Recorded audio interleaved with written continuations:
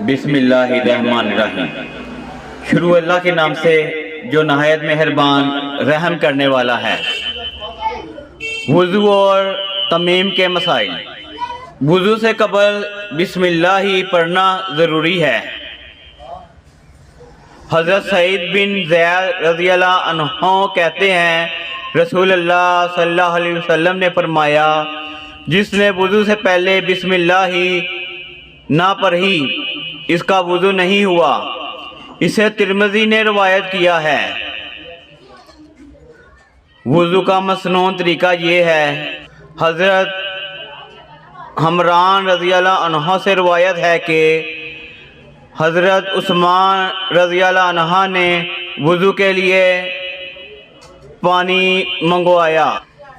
پہلے اپنی ہتھیلیاں 3 مرتبہ دھوئیں، پھر کلی کی اور ناک میں پانی ڈالا، پھر اپنا منہ 3 دفعہ دھویا۔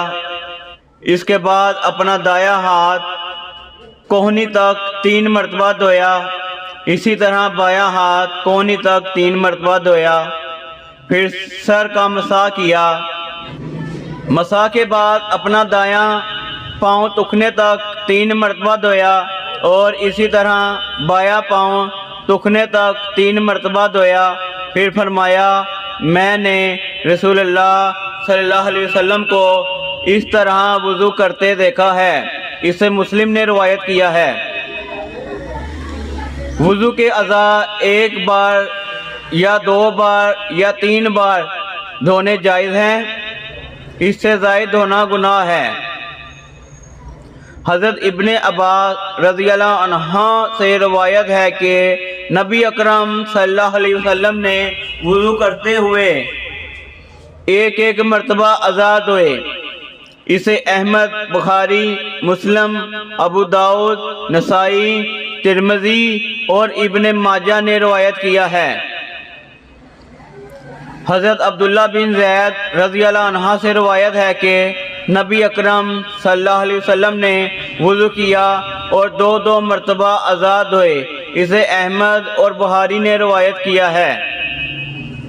حضرت عمر اپنے باپ شعیب سے اور شعیب اپنے دادا عبداللہ بن عمر بن عاص رضی اللہ عنہم سے روایت کرتے ہیں کہ ایک دیہاتی نے رسول اللہ صلی اللہ علیہ وسلم سے وضو کا طریقہ دریافت کیا تو نبی اکرم صلی اللہ علیہ وسلم نے اسے 3 بار وضو کے اعضاء دھو کر دکھائے اور فرمایا وضو کا طریقہ یہ ہے، جس نے اس سے زیادہ مرتبہ اعضاء دھوئے اس نے برا کیا، زیادتی کی اور ظلم کیا۔ اسے احمد، نسائی اور ابن ماجہ نے روایت کیا ہے۔ روزہ نہ ہو تو وضو کرتے وقت ناک میں پانی اچھی طرح چڑھانا چاہیے۔ ہاتھ پاؤں کی انگلیوں اور داڑھی کا خلال کرنا مسنون ہے۔ لقید بن صبرہ رضی اللہ عنہ کہتے ہیں رسول اللہ صلی اللہ علیہ وسلم نے فرمایا وضو اچھی طرح کرو، ہاتھ پاؤں کی انگلیوں میں خلال کرو اور اگر روزہ نہ ہو تو ناک میں پانی اچھی طرح چڑھاؤ۔ اسے ابو داؤد، ترمذی، نسائی اور ابن ماجہ نے روایت کیا ہے۔ حضرت عثمان رضی اللہ عنہ سے روایت ہے کہ نبی اکرم صلی اللہ علیہ وسلم وضو کرتے ہوئے داڑھی کا خلال کرتے تھے۔ اسے ترمذی نے روایت کیا ہے۔ صرف چوتھائی سر کا مسح کرنا سنت سے ثابت نہیں، گردن کا مسح کرنا سنت سے ثابت نہیں۔ سر کا مسح صرف 1 بار ہے جس کا مسنون طریقہ درج ذیل ہے۔ حضرت عبداللہ بن زید بن عاصم رضی اللہ عنہ وضو کا طریقہ بیان کرتے ہوئے کہتے ہیں کہ رسول اللہ صلی اللہ علیہ وسلم نے اپنے سر کا مسح اس طرح کیا کہ اپنے دونوں ہاتھ آگے سے پیچھے لے گئے اور پیچھے سے آگے لائے، یعنی پہلے سر کے آگے حصے سے شروع کیا اور دونوں ہاتھوں کو گدی تک لے گئے، پھر جہاں سے شروع کیا تھا وہیں تک واپس لے آئے۔ اسے بخاری نے روایت کیا ہے۔ سر کے مسح کے ساتھ کانوں کا مسح بھی ضروری ہے۔ کانوں کے مسح کا مصنون طریقہ یہ ہے۔ حضرت عبداللہ بن عباس رضی اللہ عنہ وضو کا طریقہ بتاتے ہوئے فرماتے ہیں کہ رسول اللہ صلی اللہ علیہ وسلم نے اپنے سر کا مسح کیا اور اپنی شہادت کی دونوں انگلیوں سے کانوں کے اندر اور اپنے دونوں انگوٹھوں سے دونوں کانوں کے باہر کے حصے کا مسح کیا۔ اسے نسائی نے روایت کیا ہے۔ وضو کے اعضاء میں سے کوئی جگہ خشک نہیں رہنی چاہیے۔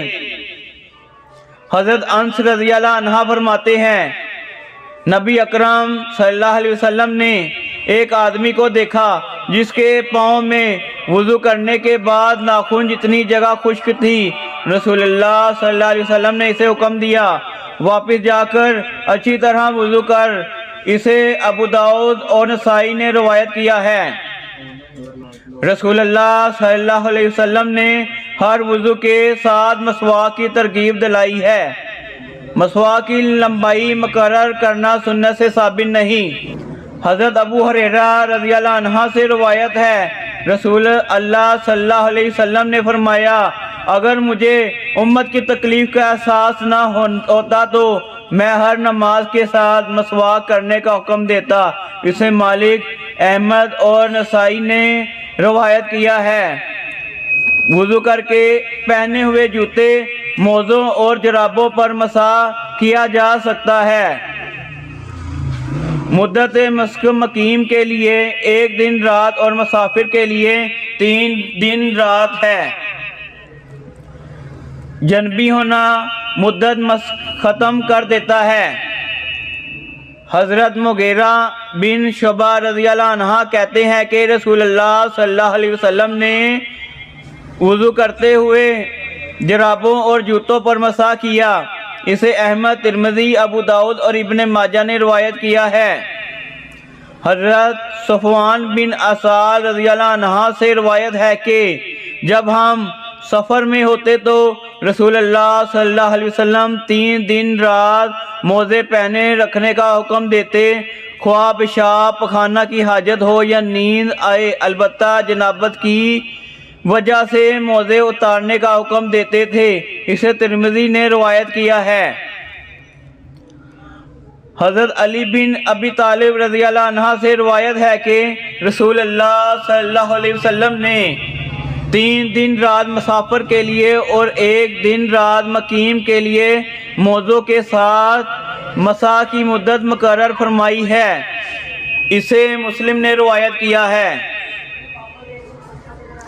ایک وضو سے کئی نمازیں پڑھی جا سکتی ہیں۔ حضرت بریدہ رضی اللہ عنہ سے روایت ہے کہ فتح مکہ کے دن رسول اللہ صلی اللہ علیہ وسلم نے کئی نمازیں ایک وضو سے پڑھیں۔ اسے مسلم نے روایت کیا ہے۔